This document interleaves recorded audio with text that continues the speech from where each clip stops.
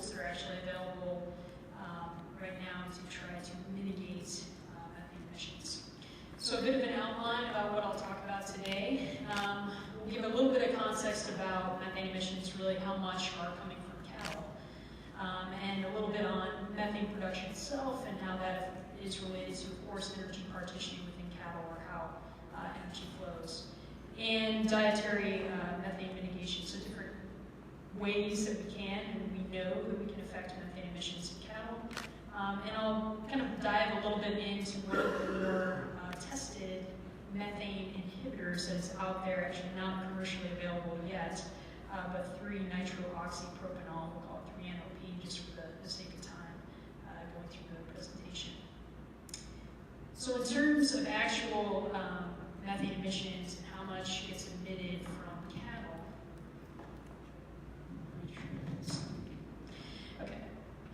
So in the United States, you kind of have a couple different things going on this table to set it up. In the United States versus the world, and this is information for globally, is the UN FAO data for enteric methane emissions. So in the first column there, or the second column, we have carbon dioxide equivalent methane emissions. So methane is about 28 times more potent at trapping heat near its atmosphere than carbon dioxide. So that's why it's one of the reasons why we get a bit more attention to that molecule. And then we have essentially the methane emissions, and then the third column had total emissions from either the United States or the world, right? So just to give you all a frame of reference in terms of what are we actually talking about when we talk about methane emissions from a climate change perspective. So in the U.S., beef cattle emissions represent about 1.9% of our greenhouse gas emissions. Okay? In the world, it's about 2.3%. Okay? And why this is important, another way to think about it is what's in the box down there in terms of just a hypothetical, how much energy is lost as methane, since methane itself has about 55 megajoules of energy per kilogram. So that is theoretically, right, possible energy that we could be capturing, we could be using from a productive standpoint, potential metabolizable energy. So in terms of trends of methane emissions over time, we kind of talked about this morning if you were at that session in terms of trends of cattle numbers in the United States versus globally.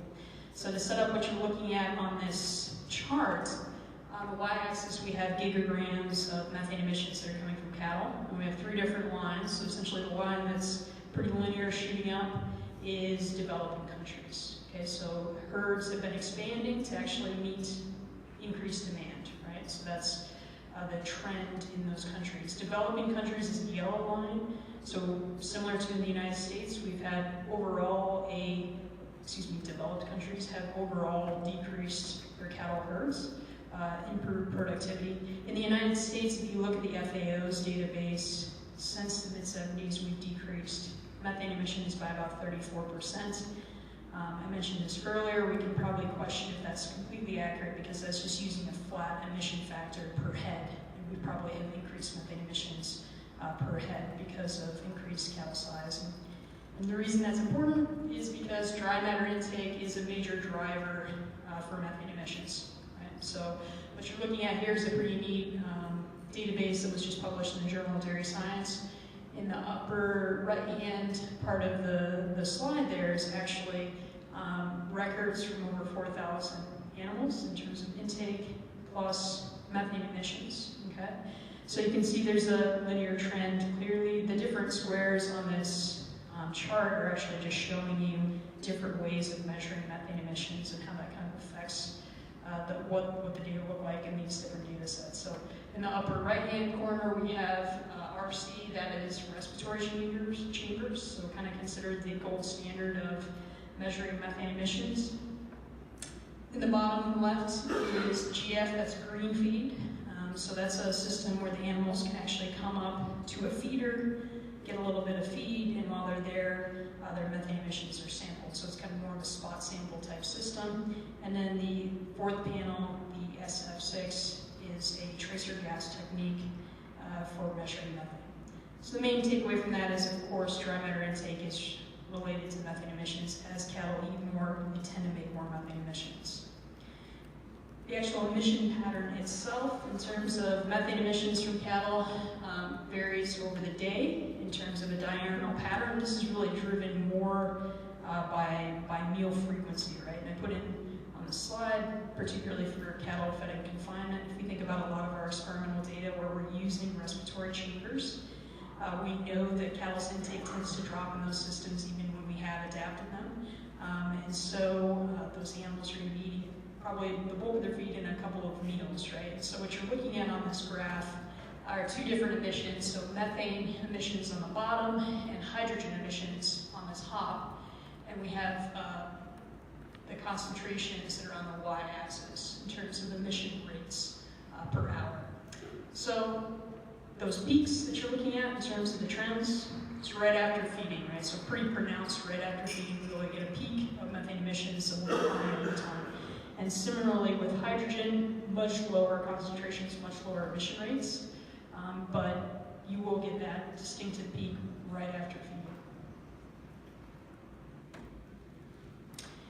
So in terms of energy, as I mentioned this earlier, if we're thinking about methane emissions, practically, if we don't have regulation to tell us we have to reduce methane emissions, why else might we want to reduce methane from cattle, right? So kind of your energy flow, your net energy system in terms of gross energy to net energy in terms of net energy retained, which is really, we're going to think about productive function of what we want to do in terms of growing animals. We would like to increase net energy retained, right?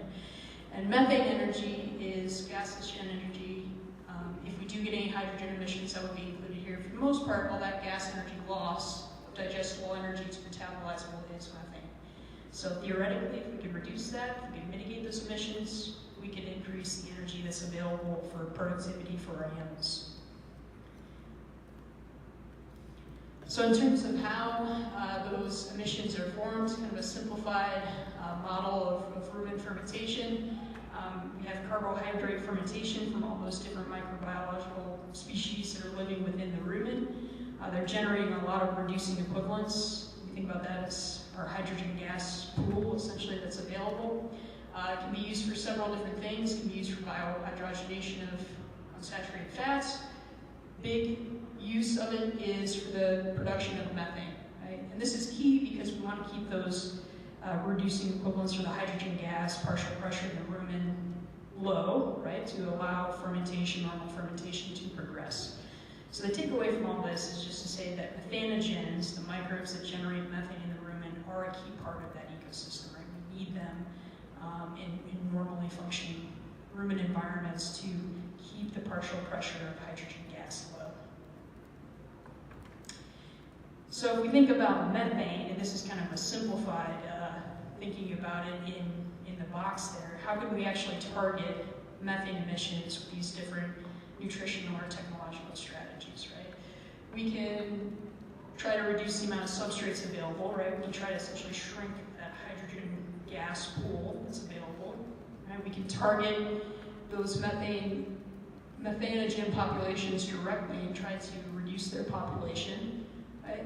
Or we can target enzymes within the methanogenic pathway, right? Or think about, are there alternative sinks that we can direct those reducing equivalents to? So what you're looking at, lots of different lines on this slide, but essentially, again, this is similar to what we saw in the previous slide where we have feed, the carbohydrates that get broken down into the individual monomers, and to VFAs, right? And so those three major VFAs, rumen, acetate, propionate, butyrate. Propionate production is actually a hydrogen sink. The reason why that's important is that's the VFA that we think about for gluconeogenesis, making energy for the animal, right? So if we can make more propionate, pull more hydrogen away from methanogens, that's going to improve our energetic efficiency, hopefully, for cattle. So there's lots of different ideas out there, strategies to try to essentially, again, redirect hydrogen gas to potentially different sources beyond just our methanogens, right? Could we make acetate with the cetogens, right, and actually have an energy value for the animal rather than just blowing off that energy in methane gas, okay? Or there are other strategies out there that we'll cover in the next couple slides, feeding things like nitrate to cattle, to try to pull hydrogen gas that way and redirect it away from methane gas. So in terms of kind of quickly, what are the different actual dietary methods out there to affect methane emissions? Okay, so this is a summary that's from a review paper that goes into these in much more depth. I'm just going to kind of quickly go through it right in the interest of time. We have lots of different strategies out there. Feeding fats, feeding lipids, right, has been shown to reduce methane emissions. Of course, the classic one would be concentrate feeding, right? So as we feed more grain, more fermentable carbohydrates to cattle, we tend to have lower methane emissions, which is why when we have feedlot finishing, grain finishing cattle, they make less methane as compared to forage finished, grass finished animals. So essentially, a lot of what you're looking up there is anything we can do to improve the digestibility of that diet, we're probably going to be reducing methane emissions along the way. There are also lots of different feed additives that are out there in terms of trying to reduce methane emissions, or indirectly feed additives we may use in the industry like ionophores that have a co-benefit, if you will, potentially reducing methane emissions. So a lot of those are listed here. Again, I won't go through each one in depth. That review paper does a good job of going through them. I bolded some of these because they have implications for environmental or animal health, right? So I just mentioned nitrate. We can feed nitrates to cattle to reduce methane emissions, but probably nobody wants to do that in a commercial setting, right? And to get into issues with nitrite poisoning. So some of these things that we test sometimes don't have the most practical implications, right? There may be palatability issues, there may be poisonous issues for the animal itself, right? But what I will go into a little bit more, I already mentioned, is that 3-NOP compound. There's a couple of different companies out there that are trying to use things, or essentially on this list, to reduce methane emissions. Okay, so if you haven't heard of these companies, one is Mutrol, catchy name, out of Switzerland. And they are a pharmaceutical company, but they've also come up with this product that they've tested that is a mixture of garlic oil and citrus. And that's pretty much all they tell you, right? So not a lot of information about what the active compounds are. But they have said that they can reduce methane emissions by 30% from cattle. And so that is a product that I believe is going to be commercially available in the United States this year. Okay. The other major company that's kind of playing in this space is DSM. So they're a Dutch company, and they're the company that has made this methane inhibitor called 3-NOP. So this is actually not commercially available yet. The information that I found was they're targeting next year, late next year potentially, for commercial rollout of this product. So their approach has been interesting because they have essentially looked at the pathway within methanogens, methanogenic pathway, main one, and said, what can we do to target those enzymes to actually stop that process or slow it down, to redirect, again, those reducing equivalents to where we want them to be, say, appropriating production, improve the efficiency of the animal, and also cut down on methane emissions. So I won't go through all the metabolic pathways here, but the main thing is 3-NOP, what it does, what it actually targets, is the last enzyme in this whole process of generating methane, of reducing carbon dioxide all the way down to methane. Okay, so that is where the action takes place, if you will, for this compound. So there has been a lot of research that's been done with this compound in both dairy cattle and with beef cattle. So I'm going to show you a couple of the studies that are out of Canada feeding this product to both backgrounding, growing cattle, and finishing cattle, just so you can kind of see what the effects are in both, if you will. So this is a study that was published a couple of years ago in the Journal of Animal Science, looking at feeding 3-NOP at a couple different doses, either 100 milligrams per kilogram dry matter or 200, and they did it in both backgrounding cattle and finishing cattle, 105-day feeding periods for both. So a couple things. One is we just mentioned, if you think about concentrate feeding, as we feed more grain, we get lower methane emissions, and you can see that in the difference between the yellow bars and the blue bars on the graph, right? So our growing animals tend to have higher methane emissions than our finishing animals that are eating that higher concentrated diet. The second thing you can see is, especially at that higher dose, there was a significant reduction in both the growing and finishing cattle in methane emissions, right? So I think the finishing animals, which is pretty dramatic, having measured methane emissions, that they were only emitting like 20 grams of methane per day, right? In these finishing animals that were fed the high dose of 3-NOP. So that is just straight methane emissions in terms of grams per day. If we think about what that looked like in terms of the gross energy that the animals consumed, and the trends there, right? So that's what this is on the y-axis, is methane as a percent of gross energy intake. Again, the yellow is the background in cattle, and the blue is the finishing cattle. So again, whether we're looking at grams per day or as a percent of gross energy intake, this product did decrease, particularly with the high dose, the methane emissions that were coming from the animal. So if we reduce methane that much, again, as I showed you, well, we should be getting an improvement in performance, right? We hope we would get some evidence in the gain-feed ratio, but they actually did not see a significant effect in terms of an improvement in gain-to-feed, right? So that high dose, there's numeric difference, no significant difference across any of these doses compared to the control for either diet, right? So I think that's interesting because it says, we're getting a pretty significant drop in methane. What's happening with that energy? What's also interesting in terms of the effectiveness, the actual product itself, what you're looking at here is a little blurry, but on the y-axis, it's from this paper, the hydrogen emissions. So they actually measured hydrogen gas emissions from the animals as well.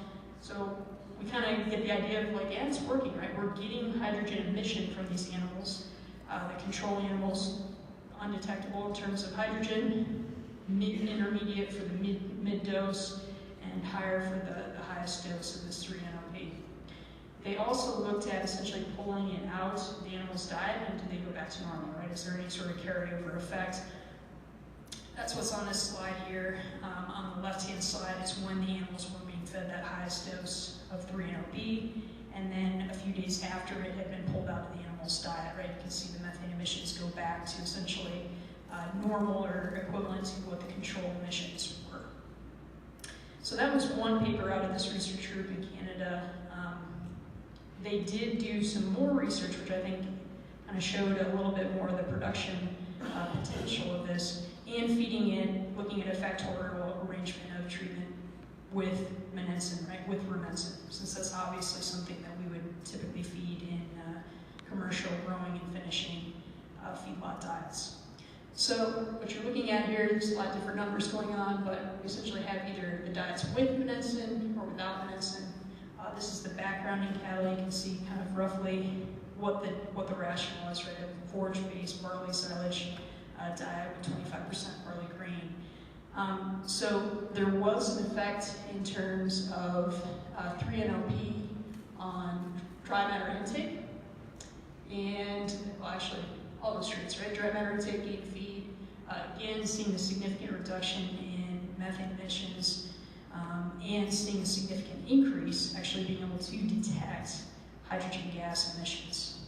The only interaction was with the methane emissions. And you can also kind of see what you would expect in terms of Monensin and gain-to-feed ratio, kind of that classic response.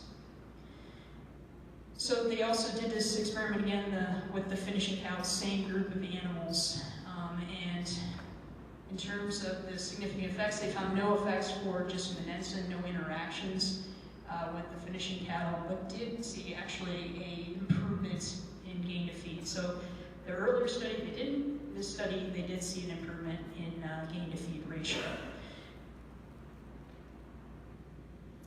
So it just is putting this presentation together in the last month. There's been 2 meta-analyses actually looking at this product to see, one, its effect on methane emissions. So that's what I'm showing you here. And this is across species. So it's not just finishing cattle, it's sheep, dairy cattle, and beef cattle. So what you're looking at on the y-axis is enteric methane emissions, and this is expressed as gross energy intake, okay? And then the actual dose of 3-NOP on the x-axis. So they did find an effect of, as the dose increased, we had a decrease in methane emissions expressed per unit of gross energy intake. The other meta-analysis that just came out a couple days ago, in terms of looking at how this product affects body mass gain, right, the performance aspect of it, a little bit more mixed, right? So each line on this graph represents an individual study.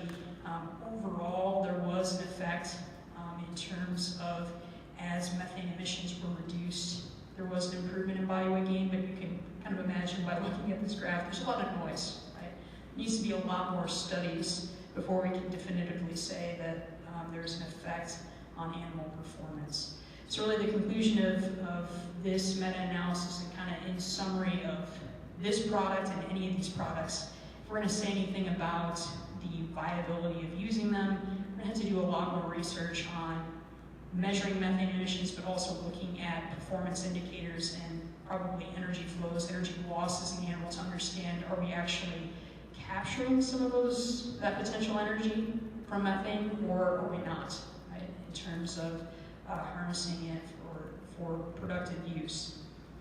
The reason I bring that up is because, of course, methane is it's an energetic and efficiency and an environmental concern. We don't have any regulations about methane emissions, right? So if we're going to commercially adopt any of these products right now, unless there's a premium for a low carbon, beef situation, right?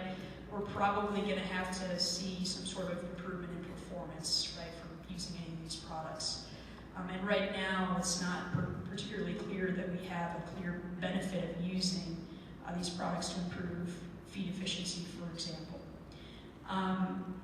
So in terms of inhibitors, right, we do need more research. I put in parentheses, it's always questionable what's the cost. As I mentioned, none of these products right now are commercially available, so what would be the cost-benefit ratio of actually using them? And do we have any regulatory approval concerns as well? And finally, for any of these products, I would just question what's going to be the social acceptability of saying we're feeding 3-nitroxypropanol to cattle, right? We know we have a lot of issues with social acceptability in some of these cases, so will it be a boom? Will it be something, a tool of the future, or will it be the next RBST, right, in the dairy industry where it's a great tool that then is not socially acceptable and gets taken away? So just some food for thought on that, and a non-genetics related talk at a genetics meeting. So with that, say thank you for your attention. If you have any questions, I'd be happy to take them.